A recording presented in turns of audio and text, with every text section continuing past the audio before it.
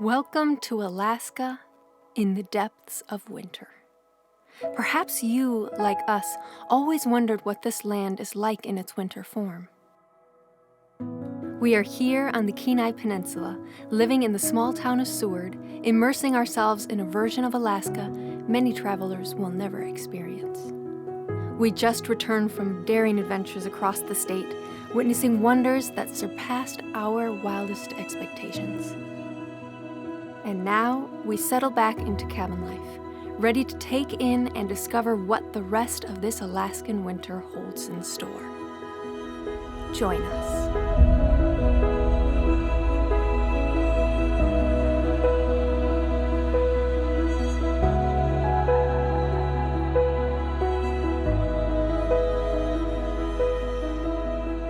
This winter, we have found a pure sense of wonder in simply getting outside and exploring this frozen world.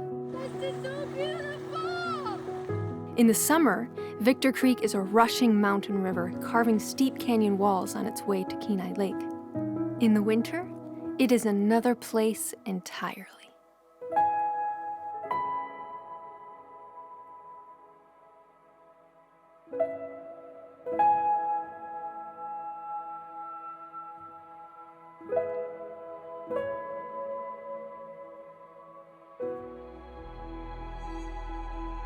Like many creeks and rivers here on the Kenai Peninsula, Victor Creek is fed by a monumental force lurking just around those mountains.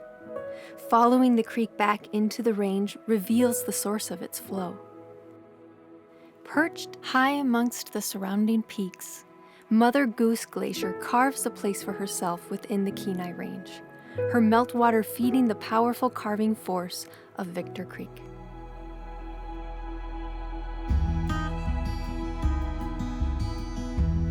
8 minutes up the road, a popular ski trail awaits. By no means are we seasoned cross-country skiers, but nonetheless, we have caught the bug. Beautiful. Oh. Good. Trail River is the perfect place for us. Flat, for the most part, with a particularly special treat awaiting at the end. Oh, yeah. Cool. Out a little bit.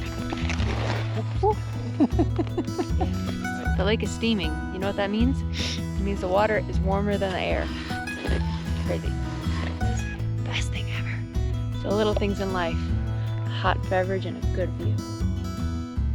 Kenai Lake cuts like a giant scythe across the face of the Kenai Peninsula. 22 miles long and reaching over 500 feet in depth, it feeds the Kenai River, world-renowned as an angler's paradise. Over the winter, a thin crust of ice forms on the lake, and when it melts in the spring, once more you can see the lake's bright turquoise color, giving away its provenance as a glacially fed waterway.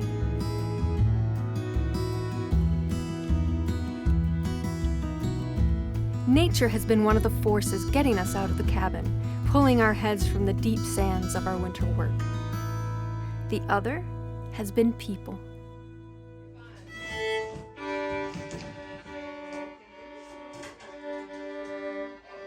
Happy birthday to you.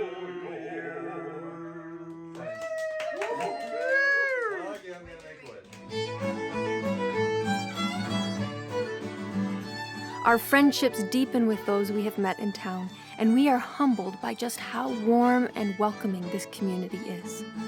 We have been to a lot of places on the Art We There Yet journey, and a lot of places around the world. But there is something special here in Seward. Coming here felt like walking into a very warm hug.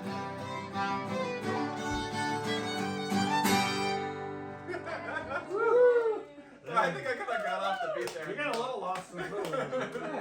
We met at the end. That's all that matters. Music is certainly a force that has provided a pathway for us to connect deeper with the community. Jose Luis continues to participate in the community band, preparing for the Spring Pops concert. And I am volunteering and diving into a week of songwriting with the children of Seward Elementary School.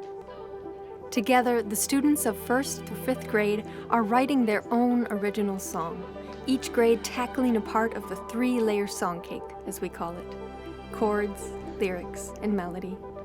And as always, what the children come up with blows every adult in the room away. I'm reaching for the stars. There's a fire in my eyes. It's a beautiful day, and it makes me feel alive.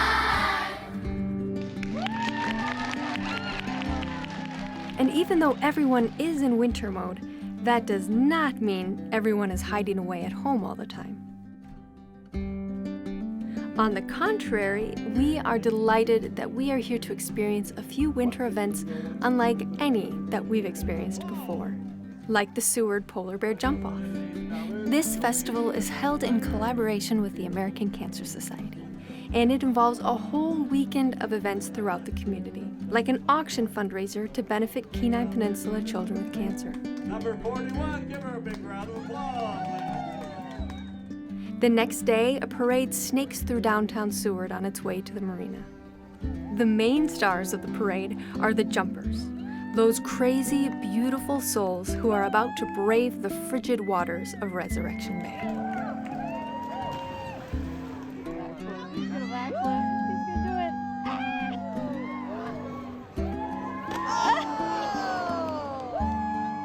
Water temperatures in Seward, Alaska average 41 degrees Fahrenheit at this time of year. The body experiences cold shock when suddenly immersed in water of this temperature, immediately affecting breathing, heart rate, and blood pressure. Hence the well-equipped safety divers here to make sure every jumper gets out of the water safely and as quickly as possible. In true form, the community shows up for this fun and important event. Altogether, over $250,000 is raised. Another festival rolls around, this time in nearby Moose Pass, 28 miles up the Seward Highway. Here in Moose Pass, Trail Lake has completely frozen over, and the town is celebrating its annual winter rendezvous. Among the activities are ice golfing, which is as entertaining as it sounds. And there is ice fishing, which is new for both of us. I am from Wisconsin, where ice fishing is indeed a thing, but I have actually never witnessed it up close. Jose Luis is from Nicaragua, where of course ice fishing was never something he witnessed growing up. We are both fascinated. That's bottom, that's 1, 2, 3, 4, 5, and it counts up to 15. And then you can go like this and you jig. And if you don't have any of those pink ones come in around, below and above, there's no fish right here, you move. Oh. Go another hole. Yeah.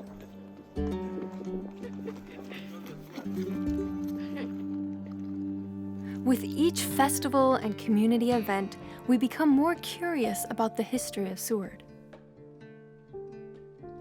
It doesn't take much digging to learn that this community experienced one of the most catastrophic natural disasters in recorded history. On March 27, 1964, a magnitude 9.2 earthquake struck Alaska. Its epicenter was 12 miles north of Prince William Sound and 75 miles east of Anchorage, or approximately 91 miles from Seward as the crow flies.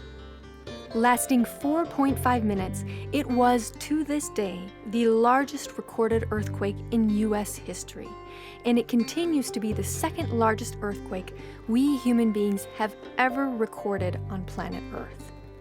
It was felt 1,200 miles away in Seattle, causing the Space Needle to noticeably sway, and sloshing occurred in waterways as far away as Texas and Louisiana.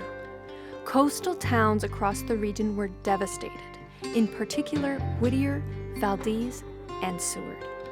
In mere seconds, underwater landsliding caused an entire section of Seward's waterfront to slip into the sea, taking docks and harbor facilities with it. Fractures ruptured the ground, destroying businesses and homes. Then tsunamis hit, completing the devastation. In all, 13 people were killed, 5 injured, 86 homes completely destroyed, 260 homes heavily damaged, and the town's harbor facilities and economic base nearly wiped out completely. This history is potent and it is recent. Perhaps it helps explain the draw and the spirit of this place and its people. Those who live in Seward know this history. They know that an equally powerful earthquake could strike at any time. Yet they continue to live here, and we imagine it has a lot to do with the staggering beauty of this land and the richness of its community.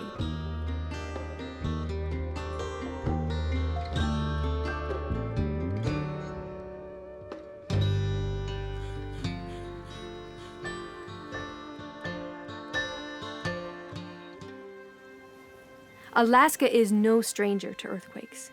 It is home to 11% of all the world's recorded earthquakes. Out of the 10 largest earthquakes in U.S. history, 7 occurred in Alaska. And since 1900, Alaska has experienced a magnitude 8 or higher quake every 13 years. Why is Alaska home to so many earthquakes? In short, it is this. The Aleutian Trench stretches 1,800 miles from the Gulf of Alaska to Russia. It marks the boundary between 2 plates of the Earth's crust. Here, the colder, denser Pacific plate subducts beneath the more buoyant North American plate. Anywhere plates converge, stress is bound to build up. And when it is released, the shock waves produced can be so faint as to barely be felt, or so great that they can devastate entire towns. It is now early spring and we can feel a change of season just around the corner. Or so we think. The Seward Community Band puts on its annual Springtime Pops concert, including some absolute crowd favorites.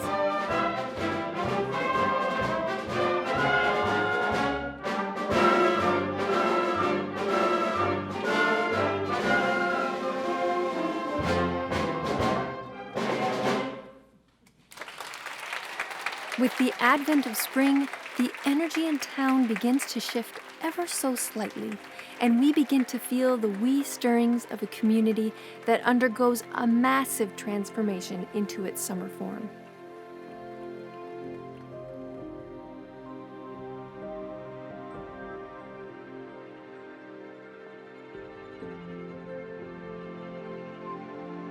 And that is why we are all so taken off guard by this.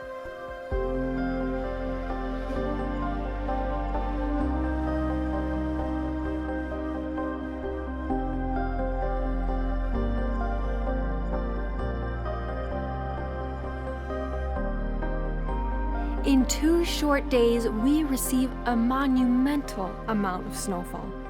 I grew up in Wisconsin. Jose Luis lived years in Chicago.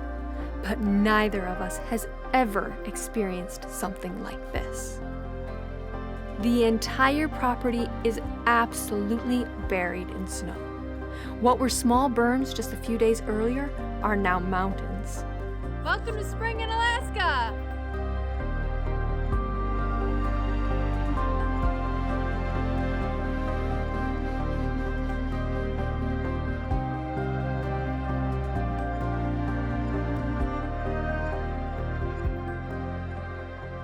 Look at this. And this is just 1 day of snow in the spring. Okay. Winter is going out with a bang.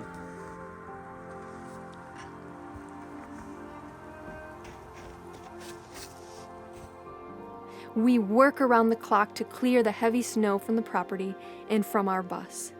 Our bus that is supposed to be getting out of here in just a few short weeks. We are starting to get nervous. With all this snow, will we even be able to get the bus out in time?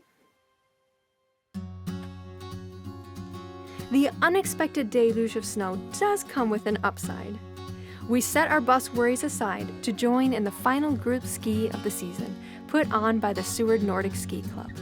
And in true form, the community here shows just how delightful it is. If you are going to hit the trails with your friends, why not do it in full costume?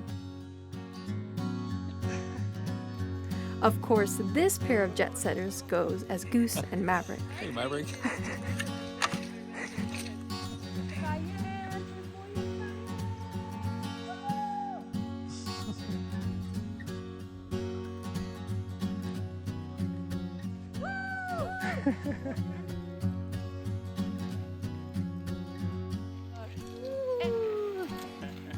That was fun. And then why not follow it all up with live music and dancing downtown? Because together, that's where the good stuff is.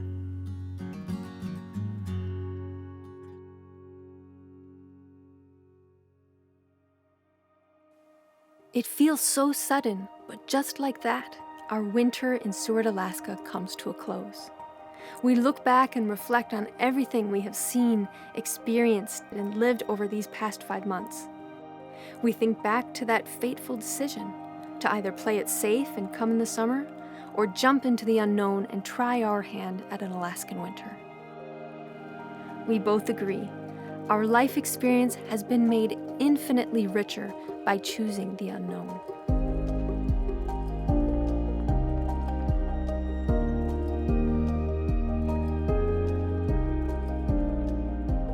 And now, there's only the slight complication of reviving our home on wheels and freeing it from the snows of March.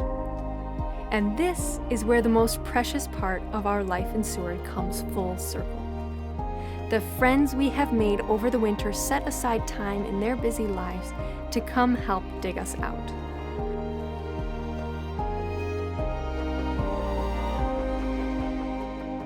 Operation Free Bobby Bus is a success, and in a few short hours the path is cleared, and now the only question remains, will she crank on? Will her tires get stuck in the thawing ground?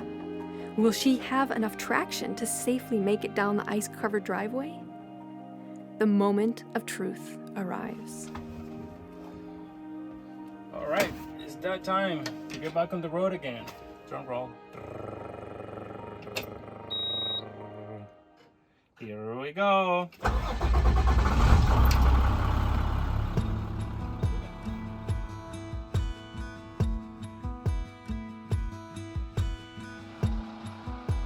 This bus is our home. It's our studio. And it is the heart of the Aren't We There Yet project. It also weighs 23,000 pounds and does not have snow tires. So to say that this is a nerve-wracking moment for us is the understatement of the century.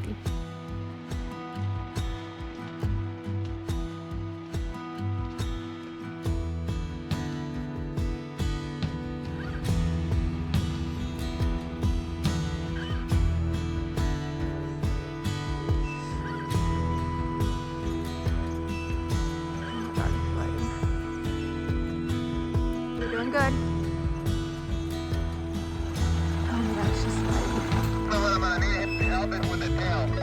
Start turning now. Turn now. No, they can't. I got you. Come straight. There you go.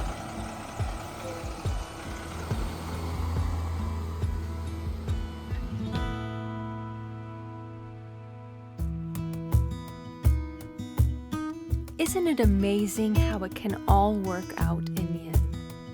Every worry flies out the window as we drive north. We are now headed out for a whole new set of adventures across Alaska. It will be a spring, summer, and fall full of art and music, history and nature, a few knowns, but mostly unknowns. We are so excited for all the adventures that lie in store, and we invite you to come along with us next time on Aren't We There Yet? Hey guys, if you enjoyed this video, be sure to give us a like. Subscribe to our channel. Send us a comment below, and for exclusive content and a behind-the-scenes view of the Aren't We There Yet journey, Join us on Patreon. see you over on Patreon.